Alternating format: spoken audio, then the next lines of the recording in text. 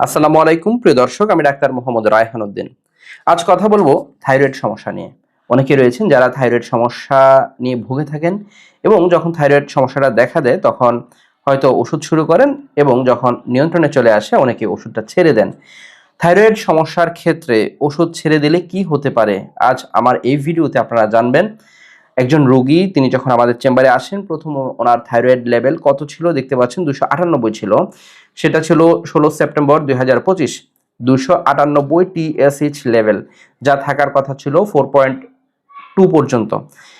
এই রিপোর্ট নিয়ে প্রথম তিনি আমার চেম্বারে আসেন, অর্থাৎ চিকিৎসা শুরু হয়। তিনি মূলত থাইরয়েড সমস্যা নিয়ে আসেননি, তিনি এসেছিলেন ওনার যৌন সমস্যার কারণে।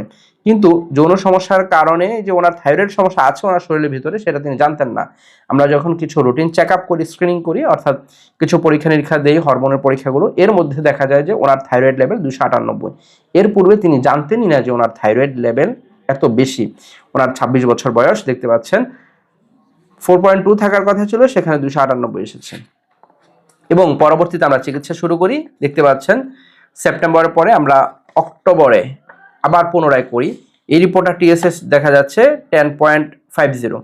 এবং এখানে আরেকটু আমি একটু দেখাই আপনাদেরকে। টিএসএইচ প্রথম যখন আমরা ধরা পড়ে 298 যখন থাকে, তখন FT4 যে লেভেলটা সেটা 0.93 থেকে 1.71 নর্মাল ছিল, কিন্তু ওনার ছিল 0.25, অর্থাৎ FT4 যে রিপোর্টটা সেটা কমেছে, টিএসএইচ বেড়েছে, অর্থাৎ তিনি থাইরয়েড পেশেন্ট একেবারে ক্লিন কাট। এবং তার পরবর্তীতে আমরা এবং এখানে লেখা আছে, দেখতে পাচ্ছেন, TSH repeated and found same result, অর্থাৎ টিএসএইচ পরীক্ষাটা ওনারা দুবার করেছেন এবং একটি স্বনামধন্য প্রতিষ্ঠানে করানো, দেখতে পাচ্ছেন সেখানে করানো এই রিপোর্টটি। এবং তার পরবর্তীতে আমরা আবার পরীক্ষা করি, তখন দেখতে পাচ্ছি যে আমরা ওনার যে FT4 লেভেলটা বেড়েছে 1.68 হয়েছে, টিএসএইচ লেভেলটা কমে এসেছে, 4.5 থাকার কথা, এখানে 10.50 এসেছে। তার পরবর্তীতে দেখা যাচ্ছে নভেম্বর 2025 আমরা যখন করি তখন টিএসএইচ একেবারেই নর্মালে চলে আসে, 0.36, 0.3 থেকে শুরু 0.36 চলে এসেছে। এবং দেখতে পাচ্ছেন যেই টিএসএইচটা 298 ছিল সেটা একেবারেই নর্মালে চলে এসেছে। তার পরবর্তীতে তিনি ওষুধটা বন্ধ করে দেন ডাক্তারের পরামর্শ ব্যতীত, অর্থাৎ আমার পরামর্শ ব্যতীত তিনি নিজে নিজেই কিন্তু ওষুধটা বন্ধ করেছিলেন। এবং আপনি তো আমার ক্যামেরার পেছনে আছেন, তিনি যে যখন এই থাইরয়েড লেভেল নিয়ে প্রথম এসেছিলেন তখন তো 298 ছিল, তাই না? জি জি। এবং ওষুধ খাওয়ার পর সেটা একেবারে নর্মালে চলে এসেছিল। এবং পরবর্তীতে আপনি কি করেছেন? পরবর্তীতে আমি নিজেই কিছু শরীর ভালো দেখে পরে আর আমি ওষুধটা খাই নাই, বন্ধ করে দেন। এবং পরবর্তীতে আবার শরীর খারাপ শুরু হয়, তখন আবার আমাদের কাছে জানুয়ারি 2026 দেখতে পাচ্ছেন, এই 26 জানুয়ারি 25 তখন তিনি আবার আসেন, তখন আবার আমি আপনাকে রিপিটেড কি থাইরয়েড পরীক্ষাটা দেই। এবং তখন আবার দেখা যায় কি দেখা গেল, টিএসএইচ লেভেল 117, দেখতে পাচ্ছেন সেম ভাবে এই রিপোর্টটা দুবার করা হয়েছিল, দেখতে পাচ্ছেন যে repeated and found same result, 4.2 থাকার কথা ছিল, এখন আবার বেড়ে 117 হয়ে গিয়েছিল তখন। এবং তখন শরীরটা খারাপ লাগছিল আপনার, তাই না?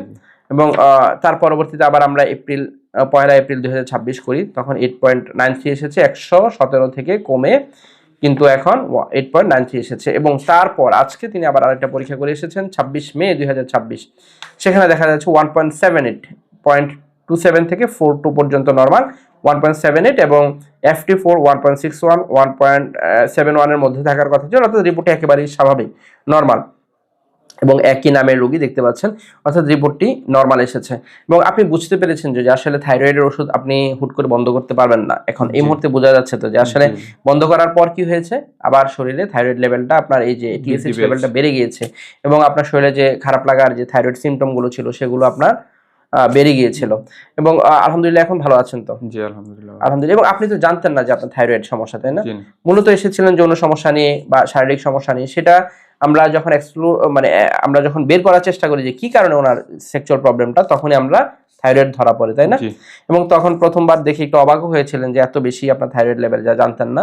আলহামদুলিল্লাহ এখন আবার নর্মাল হয়ে গিয়েছে, অর্থাৎ থাইরয়েড সমস্যার ক্ষেত্রে অবশ্যই আপনাকে ওষুধটা কন্টিনিউ করতে হবে, এবং ওষুধের ডোজটা হয়তো ডাক্তার অ্যাডজাস্ট করে দেবে আপনাকে, এবং যেটা আমি অ্যাডজাস্ট করেছি আপনাকে, ধীরে ধীরে কমিয়েছি, সেভাবে আপনাকে মেনটেন করতে হবে।